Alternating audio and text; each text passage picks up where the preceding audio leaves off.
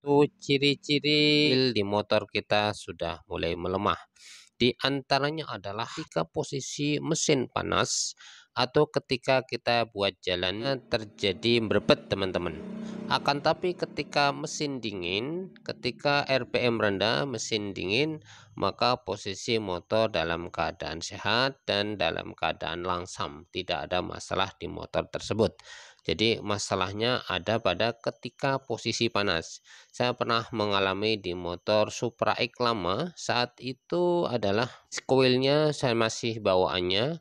Kemudian kasusnya adalah seperti itu. Ketika panas posisinya ya dia akan terjadi merebet, dan ketika mesin dingin di situ tidak ada masalah sama sekali. Ternyata letak masalahnya ada pada koilnya. Ciri yang kedua adalah bunga api yang keluar dari koil. Bunga api yang keluar dari koil ditempelkan atau ketika kita tempelkan pada mesin di engkol ataupun kita sela ataupun di situ kita starter, di situ kadang ada kadang tidak teman-teman.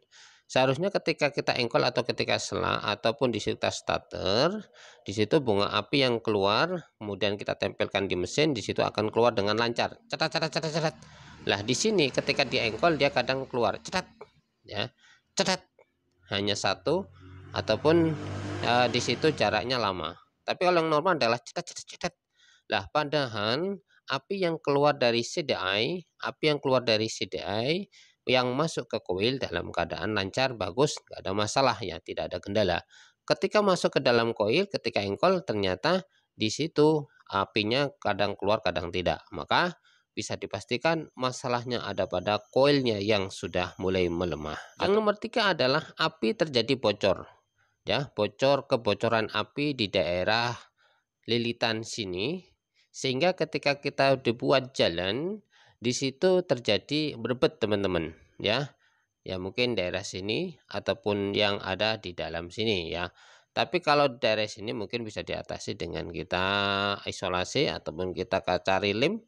Tapi kalau sudah kebocoran di lilitan sini teman-teman semuanya, maka ini tidak bisa diatasi lagi. Maka solusinya adalah harus kita ganti dengan koil yang baru. Yang nomor 4 adalah apinya tidak keluar sama sekali dari koil. Padahal api yang keluar dari CDI di situ lancar ya, kita konsletkan di mesinnya ataupun dengan menggunakan lampu di situ lancar, nggak ada masalah. Ketika di engkol ataupun starter, gilirannya kita masukkan ke dalam sini teman-teman. Di sini biasanya ada jalur dari CDI ya, ini terputus, mohon maaf. Kemudian kita konsletkan ya, kemudian mesin tidak mengeluarkan bunga api sama sekali, maka berarti koil yang kita pakai atau koil di motor kita itu sudah rusak total teman-teman, sudah tidak bisa dipakai lagi.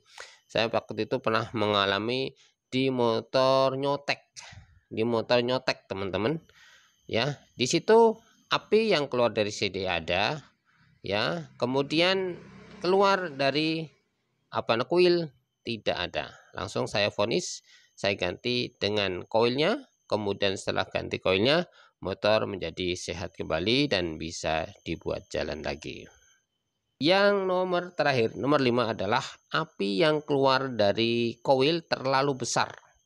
Api yang keluar dari koil terlalu besar. Mungkin karena ini sudah masalah sehingga koilnya terlalu besar, mengakibatkan motornya itu tidak bisa jalan atau bisa hidup atau bisa hidup tapi susah ya, atau hidup-hidupannya susah karena apinya terlalu besar ya.